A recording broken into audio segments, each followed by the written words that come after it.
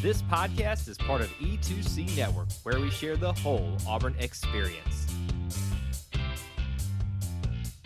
David Housel described it best. We are living the whole of the Auburn experience. You could quantify it, you could qualify it through a variety of methods, times, people, places, things. But at its heart and at its core, the Auburn experience is all about its sports, its culture, and of course, its family. And since this is about the Auburn family, let's get a few of those members in here. You've already heard from me. Starting off, your host, Kyle Loomis, in chair number 2, alongside me, as always, my good friend and yours, Mr. Austin Scott, back for episode 78. A few of those members are we having special guests that I'm unaware of? Well, you're a member of I don't have split personality, so I hope that it's not a few more people. Not that we have found yet. Okay. Give it some time. Yeah. Ask my wife. Well, maybe I do. Let's get her on here, and then let's have her. Oh boy, that's dangerous. Give some opinions about your personalities that have probably come out during those evenings with the twins. Can you imagine how off the rails this could get with Emily and or Jessica joining us one time? It's one of those dreaded things. You and I's favorite radio show talk about having their wives on the show. We'd be in trouble.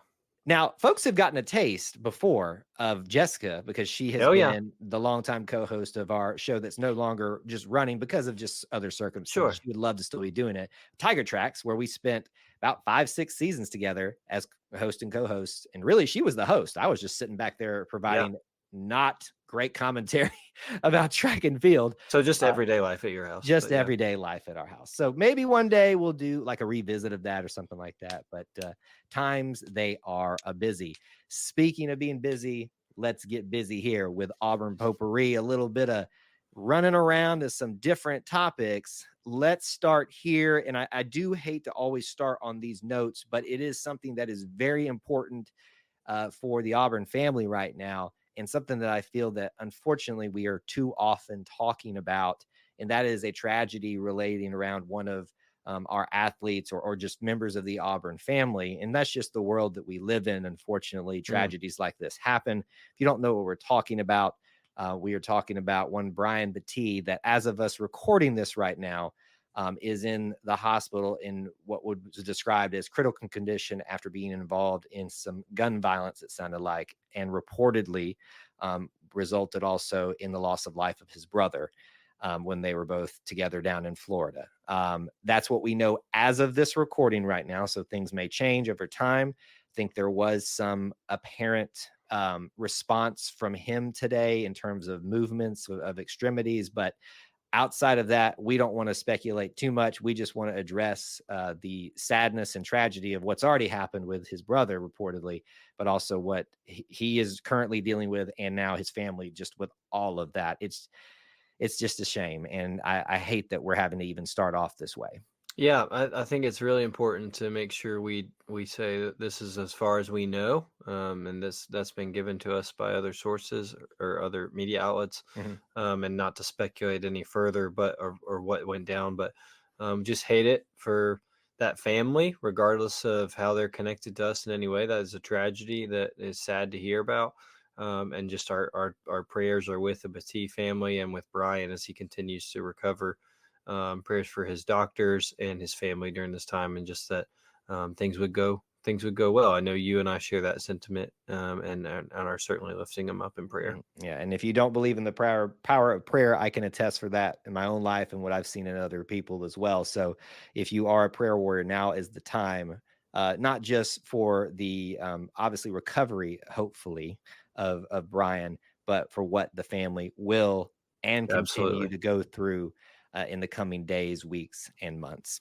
So obviously we wanted to cover that to start off with, and a little bit of a somber note, but let's cover a few other things that we can discuss. And some of these are pretty good things, pretty happy things, something that's not even super Auburn related, but because it implicates Auburn, we're going to talk about it. A certain video game is making its return, and we are super excited about it. I know I am. There used to be 2 games that I played, that's it.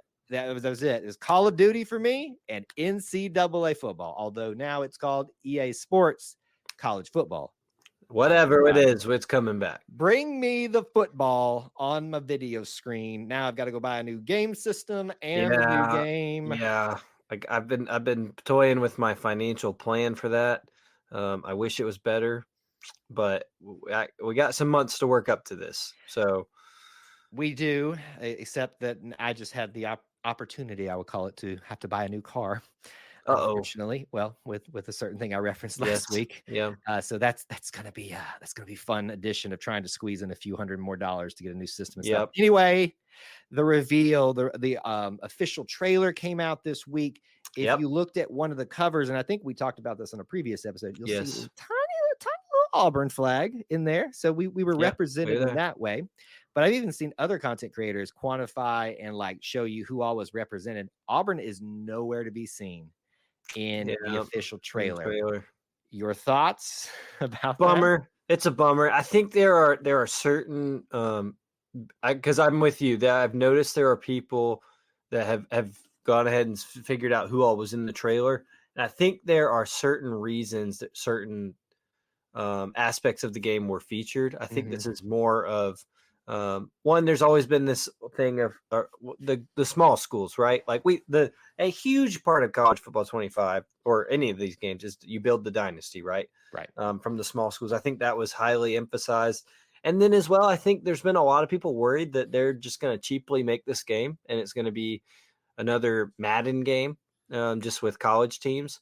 And I think you saw a lot of college football tradition and emphasis in it now. Which is why I would argue that the eagle flight is one of the most college traditional things there is. So it's unfortunate that we saw Wyoming and the Army and Alabama and Georgia and Auburn was not mentioned or shown. But that adds a little more level of suspense for us to wait to see what the game is. Kyle, my question for you: when you and I both miraculously get this console, get this game, what will be the very first thing you do when you fire it up? Oh, I will run the read option with Auburn. I will go back to the glory days of the read option, and I will run the pants off anybody who tries to come up against me with the read option. That means you will be running the read option with Peyton Thorne and Jarquez Hunter. That is true, and Peyton Thorne can move. Now, if they give him the stats, we'll see if they give him the stats. Yeah. Okay. All right. Fair enough. At home? Anywhere. I don't care. I'll run the read option and run people's pants off. That's all I'm saying. All right. Well, I look forward to it. We're going to have to discuss how we do an episode with when it comes out and everything. Us playing while we're doing like episode 90 or whatever. I don't know how long it's going to take us to get there. I'm not going to. That'll have to be a video only episode somehow. Yes. Exclusive or something. That's right. I don't know. We'll figure something out, but I'm super excited. A little bit miffed that, Wyoming twice. That's all I'm saying. And no Auburn, but hey, we'll take it that we're our best when we're underestimated. That's right. Underappreciated. So we got them right where we want them. That's right. Let's keep talking about some Auburn potpourri topics here.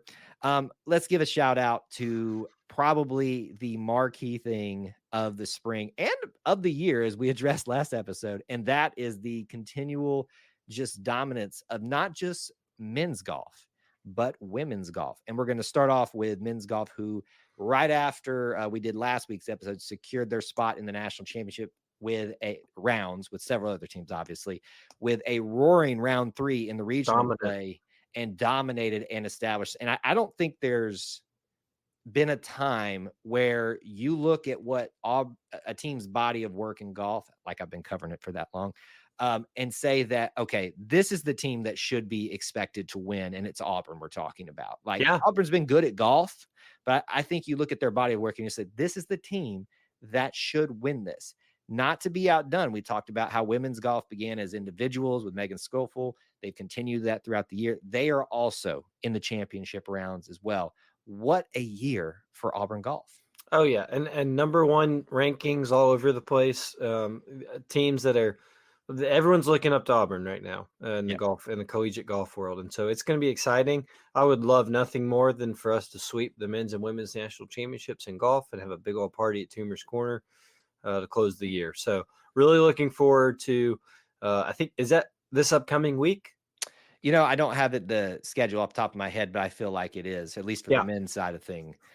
because they just wrapped up 5 days ago or something, 6 Right. days ago. So we're getting close to that time. I just know that we're going to have to go back out to California again, Oh, yeah. yet again, to compete for something, and that's just been Auburn West of sorts this Sure year. has. But huge congratulations go around to both programs, but especially with the way that men's golf just asserted themselves in that final round. What an impressive feat. Super excited to watch them end out our spring season effectively with some other sports that we'll get into in just a little bit. Maybe as a final few notes, it's been a big transfer portal and recruiting week. One I do want us to talk about very quickly is Jaheim, or I tried to get Jaheim, ready. you trust your gut. I gotta start trusting my gut. Jaheim Hudson, not Howard, as I continue to try to put his last name as, because we've got Ja'Kai Howard coming in. Correct. We did the math pre-show to figure out why I was messing that up. Anyway, tangent. Jaheim Hudson is your latest transfer in for Auburn men's basketball. Austin, I feel like effectively you could call this the replacement for Jalen Williams, who is out of eligibility. If there was a way to get him back on the court, I would, because I love that. We know. I love that man as much as I can possibly. I would literally run through a wall for Jalen Williams. Anyway, this is about Hudson and him coming in from SMU. Originally started at Georgia State, coming to SMU. Your thoughts of this transfer? Yeah, I think you're right. It'll replace Jalen Williams in the sense of there's a 4 spot, someone to play the 4. I think it'll be very interesting to see the battle or the allocation of minutes between him and Chaney Johnson. When Jalen Williams got injured toward the latter half of the year, Chaney came on and came on strong. So it's someone to push Chaney. If he takes over the job, then he has done a better job than Chaney. If not, then I think we have a serviceable backup who has 2 years left and has played a lot of college basketball. So look, I think the biggest thing for Bruce Pearl and a lot of Auburn coaches, it seems like, is to find the right culture fit. I think they probably did that with Jaheim Hudson. There were other options, and I think that this one probably makes the most sense for Auburn in the moment. Not sure Auburn basketball is done quite yet with adding. I think they'll probably still look to add one more piece, but Jaheim Hudson is another puzzle piece put in for what next year could look like. Yeah, and if you look at the way that the scholarships that are available out there, there's technically 2, I believe, available still. But as we've discussed, Bruce likes to keep that one That's right available if he can to reward a walk-on of sorts. But I think a guard is heading our way. But for now, one spot that we really needed to fill is filled, and we welcome Mr. Hudson to Auburn basketball. As a final note to the recruiting things, just very quickly, we did have 2 pickups this week, one for a transfer for this upcoming year, one that could have implications for future recruiting out there. You have got Mr. Antoine Fagans coming in, a defensive back, but also a commit as of yesterday, I believe, for the 2025 class. Dante Core out of Fort Walton Beach will join the 2025 class, bringing it currently to 11. That is your Auburn potpourri. We have got 2 major topics to discuss right now. We're going to jump into some discussion of SEC basketball schedules that just got released, and then we'll wrap up some spring stickball sports, baseball and softball.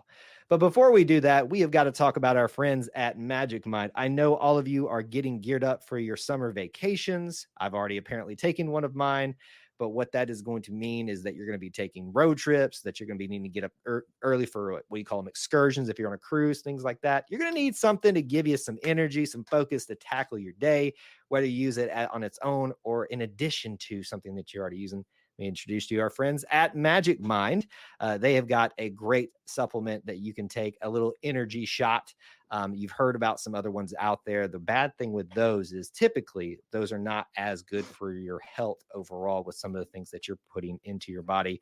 They have solved that problem by giving you an energy shot that has got a focus driven into its formula, but also is going to be just as effective, but better for your overall health, especially if you've got allergies to certain things out there. If you're someone that wants a lower sugar portion in your diet, this is going to be one thing that you want to take a look at. Visit them at magicmind.com/Auburn. Use our code AUBURN. Spell it out, sing it as you're spelling it out into that discount code. You will get a 56% off a subscription or 20% off a one-time purchase. As someone who's tried it myself, I can attest to their claim to tackling energy and focus. And I hope that you'll give them a try. Again, visit magicmind.com/Auburn. That code is AUBURN. It is summer. We're still going to talk about, well, it's not technically summer. It's spring, summer, that transition to that. I digress. It's hot enough. It's summer. It's always season to talk basketball, especially when it's Auburn basketball stuff. I was surprised this week, Austin, that we got the announcement for the SEC 2024-2025 opponents. I want to be very clear when I say that. This is not dates, no times. This is just you will play this team here, this team there, and this is who you will play multiple times. We got that news this week. I can give you that list in just a second, but is this like typical? Like, do they normally give us this early in the cycle? Well, I was only surprised we didn't have a 3-hour SEC Network special for it. That was my only shock. I'm sure that'll come when we release the dates and we all have to sit and wait for forever to hear it. But truthfully, I don't remember when this normally comes out. But it did feel like it was just like, okay, here it is. Here we go.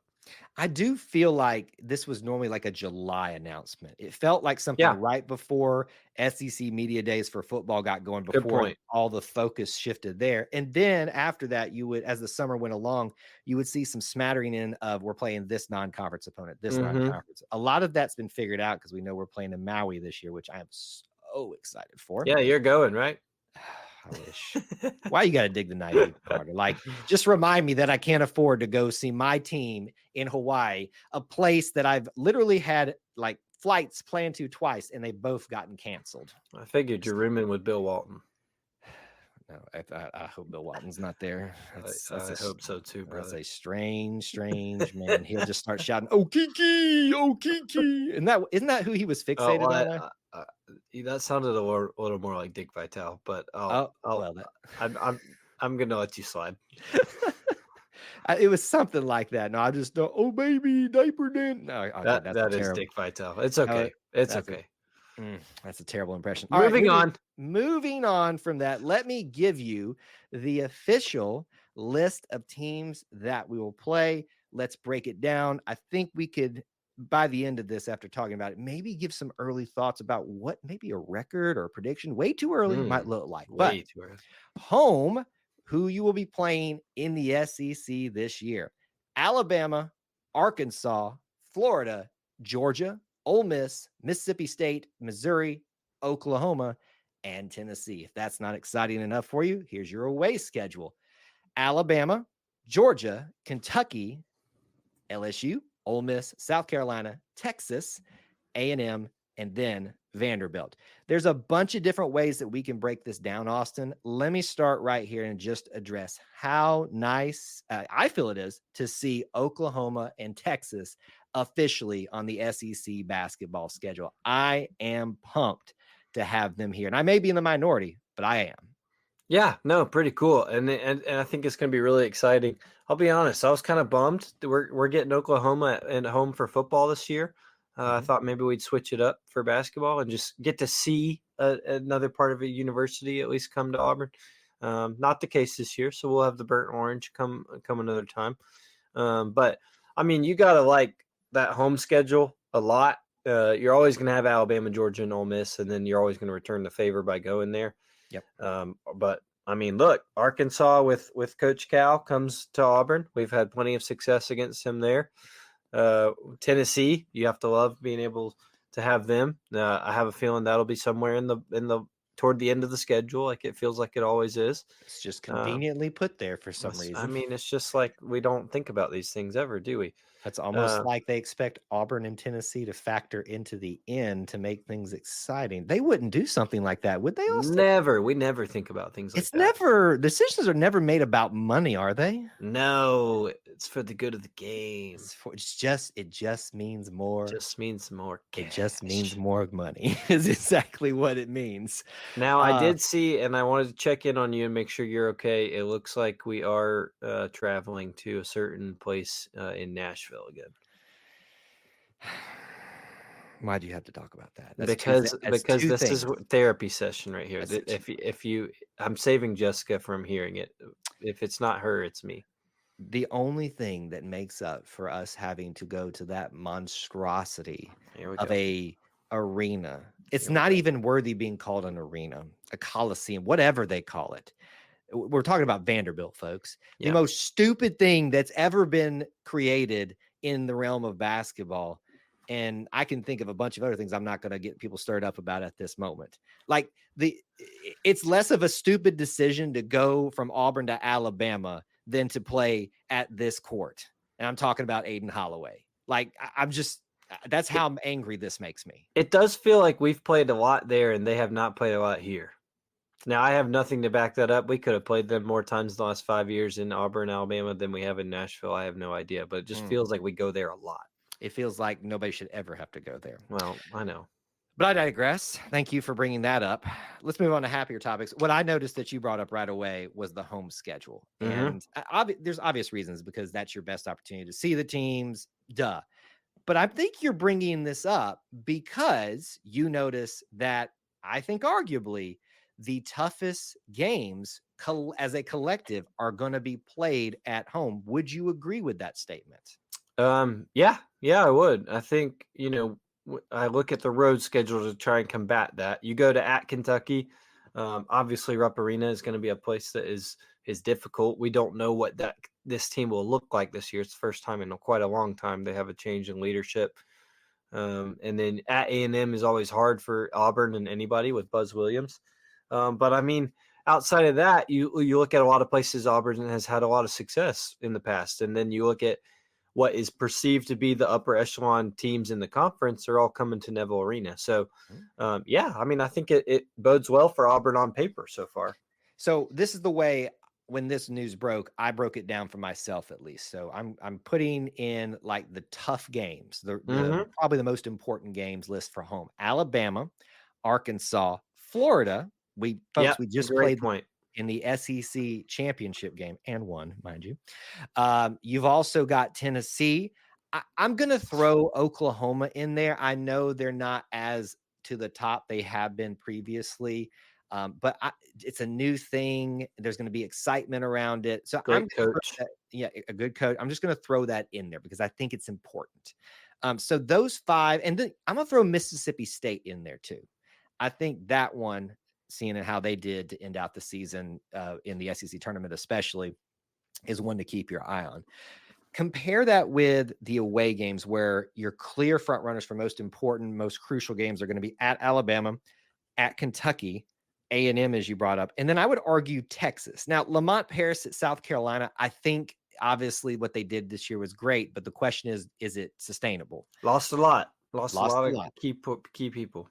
But that doesn't happen by accident. So credit goes to Lamont Paris there, but I think it's a fair statement to say Auburn's tougher schedule, not saying it's easier on the road, not going to be difficult on the road, just at home, the toughest games are going to be there. I think it's a fair statement. I agree. I'll stick to it on that. So, but when you look at this, what do you think? We're asking the question, early predictions. What's your gut telling you about how Auburn can fare in this SEC opponent lineup? Yeah, I'm eyeballing, counting it out, kind of seeing what I think. I think, best case scenario, look at home first. I think Auburn it's very widely known. The Neville Arena has in the jungle have an extreme home court advantage. There always seems to be one or two slip ups. And so I think with home, I'm looking at, I'll say one loss. I don't know where in there. I'm going to say one loss in there. So that would put you at what? 1, 2, 3, 4, 5, 6, 7, 8. 8 home wins with one loss, and then maybe road record. It's always harder to play at Coleman. Rupp is in there. I think if Auburn has a ceiling, I don't want to say a ceiling. I think it's very possible Auburn has a 4 to 5 loss SEC conference schedule. Yeah. And you look, given the past few seasons, that's good enough to win this league. And so I'm going to say Auburn has 3 to 5, somewhere in that range, SEC losses as of what we know right now. I'm going to agree with you a little bit. The way I look at it for myself is first that there's away schedules, because that's going to be the crucial thing. We Right. know how well Auburn does as Neville, as you already brought up. Very tough games there. We've even said that's probably going to be the tougher part of the schedule is the home schedule. But I look at for a couple of losses of high potential. That's going to be Alabama. That's going to be probably Kentucky just because of history. I'm not going to assume just because a new coach is there, they're going to be susceptible. It's No. still Rupp Arena. I'm also going to say that there's going to be a third somewhere in there. Probably I'm feeling like a Texas or someone, maybe even Agreed. A&M. So I'm going to say minimum of 3 away losses this year, which wouldn't be bad. And one of the knocks against Bruce has been that he has trouble winning on the road as much as he does at home, but you're literally comparing Neville to playing on the road. I mean, that's just an incredible disparity of support and energy that you get from playing home versus away, especially when you've got the jungle behind you. I look at the home record, I could see 2 easy losses there that could potentially happen, meaning one is a Tennessee, an Alabama, a Florida, and one that's maybe a little bit surprising. I think you would probably say Ole Miss might be a little bit surprising based on how we handled them last year and them losing some talent too. So you said 4 to 5 losses in SEC. Is that where I you're think saying? it's going to be somewhere around 13-5, 14-4, a low end of maybe 12-6. I'm doing a better job of setting expectations for myself, and I'm going to say 13-5 if I'm doing my math correctly to start right now. As of what we know right now. Yeah. As of what we know right now, let's see how that last piece comes into the roster, hopefully at the guard position. Let's kind of get a feel for some of these fall practices, yes, because they start in the fall. And you never know. We might get a little bit excited about what we may see with Janai's final year here, Dylan's final year here. So many things to be excited about. And this is just a taste of it with the SEC schedule. So we'd love to hear your thoughts about it, your opinions, and of course, your way too early predictions. So let us know. It is with great sadness that I say that the big sports, and let's just be honest, these are the ones that get the most attention in the spring portion of it. Baseball and softball are officially done. Officially. In May. Can I repeat to you that it's in May? That is not a good thing in essence. No. Although that doesn't mean we can't find some good things to talk about amongst that. So this is what we want to just do, a debrief of the big 2 sports of spring, baseball and softball, as they have literally as of an hour ago. Officially wrapped up with softball falling to Florida State in the NCAA regionals. I think we should start with baseball because I think that is the bigger story of the year. They had a great ending of getting 2 SEC wins, series wins to end out the year. Took all year. We got there. Beat Georgia Tech on the road. So one thing that continually cannot be said about Butch Thompson teams is that they quit. They do not quit. Now, just because you don't quit doesn't mean you don't run into adversity. So this was a year, the way I have expressed it to people, Austin, is I equated this to Jeremy Johnson. And I say that with all the love that I can about Jeremy Johnson, but it was such a crazy thing. We literally saw Jeremy Johnson as a quarterback be legit in SEC action. There was no reason it shouldn't have worked once he fully took over. We saw this team as a pitching staff, which became its Achilles heel, do some good things early on. Pieces like Joseph Gonzalez were back. You really thought you had I'm blanking on other names at this moment. Chase Allsup back. You had some new blood that was coming up here. I really thought this was going to be a year. Maybe not. We're not talking like we've got a number 1 draft pick again in pitching, but it was going to be good enough with the hitting that we thought we had, and it just wasn't. What didn't work this year? Is that it? Was it just the pitching? Yeah, I mean, it felt like it. It felt like it. That was the theme throughout the year. Like you said, a lot of veterans came back in pitching, and it looked like this staff would certainly be one of the most experienced and have the talent that could be there, the talent potential. And it just never seemed to work in conference play. It never seemed to really be able to hold up its end of the bargain. And it's unfortunate. And I think that, there's going to be some questions going into off season on Butch being a pitching guy, is this something he decides to take over more seriously? Everett Tieford just finished his first season on the Plains as pitching coach. What is his future? How did he like being back in college? We'll have to see. I think those are all questions that Butch is going to have to decide on and answer. I think that it would be silly to think that Butch's job is in question. That seems like a bold statement to make, but I don't see how you can look at Butch Thompson and say that he's not qualified or fit to lead this program just because of a single digit win year in the SEC, which we already know is stacked. I think that this will be a rebound. If it was a fluke year, it'll be a rebound for this team. Now there's got to be work to be done. You got to keep some key components from going off to other places and do some portal recruiting work of your own. But pitching was the Achilles heel. That's a great way to put it, like you did. It just never was able to hold up its end of the bargain with the talented bats that Auburn had. So that's the big question mark with this team going into next year is how do you fix the pitching staff? I've got an unpopular take around the pitching discussion, and this is related to so many different things when it comes to Auburn people's opinions that they think are so welcome online sometimes. The answer can't always be someone has to be fired. And I'm not just necessarily talking about Butch Thompson. We just changed pitching coaches last year, and people were screaming, that's the thing that's going to fix it. Well, clearly it didn't. Maybe the answer is a little patience. And I don't know. I don't know what Butch's priorities are. Maybe he wants more control, as you said, over the pitch. Maybe Everett Tieford doesn't want to be here after. I do not have any information on that. But I find it very it's just low effort and energy to come up with that as your take. Low hanging fruit. Yep. Fire somebody because I didn't like the results of it. And sometimes that's warranted. We saw that 2 years ago, a year ago, I guess, technically, with a football team. It was warranted. But I just would encourage you all. That's not always the answer. But sometimes we'll see what happens with it. The answer is the pitching was the Achilles heel. And then when maybe they started getting a little bit of momentum, the batting just knew they probably couldn't rely on it and had some injuries. Not a great year, but you do take a series from your arch rival at home, nearly sweep them. And, you kind of ruin it. You also, for your record too, you finish above 500, 27 and 26. So if we're going to take more victories, you take what you can get. That's right.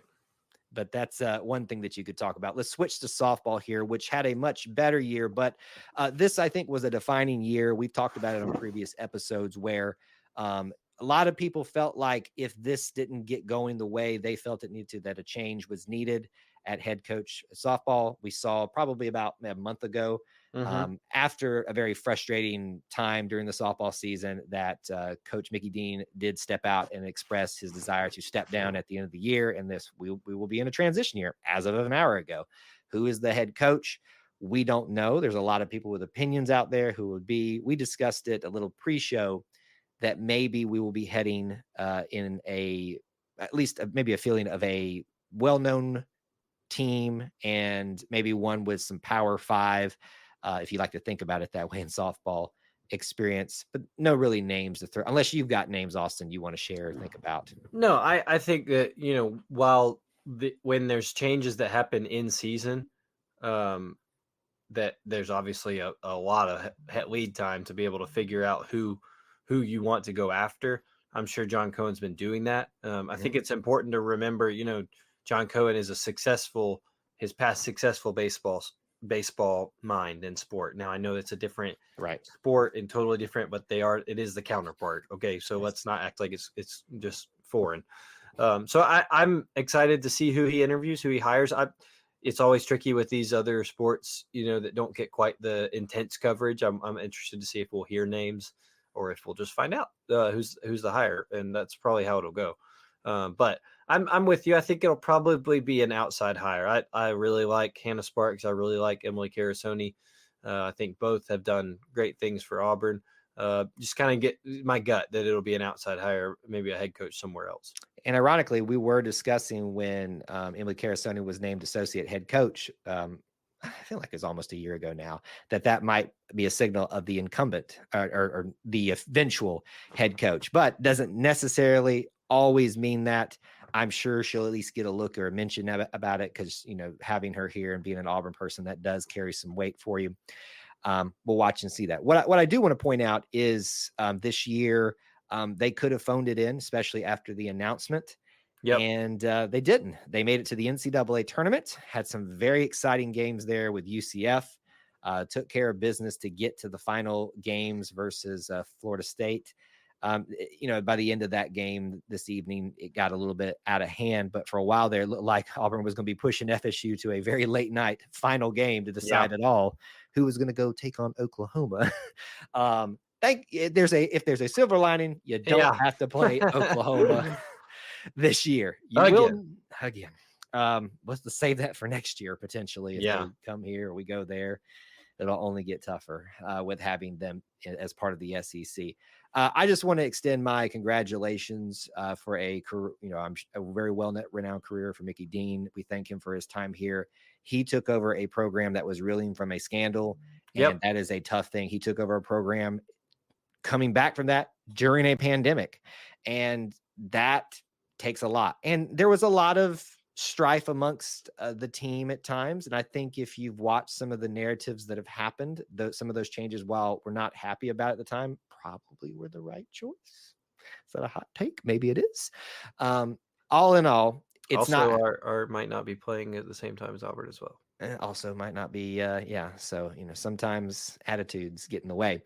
All in all, I do thank Mickey Dean for his time here as head coach, and I'm happy that he gets to go out on his own terms, but it is nice to see it happen this way. And as you brought up, one of the great things is that Auburn knew this was coming and already got to work, and they did this in a way that honors Mickey Dean, but sets them up for stability going forward. That's a key thing for some of the other sports programs out there. Why don't we get the ball rolling before we, if I remember correctly too, he'll be sticking around.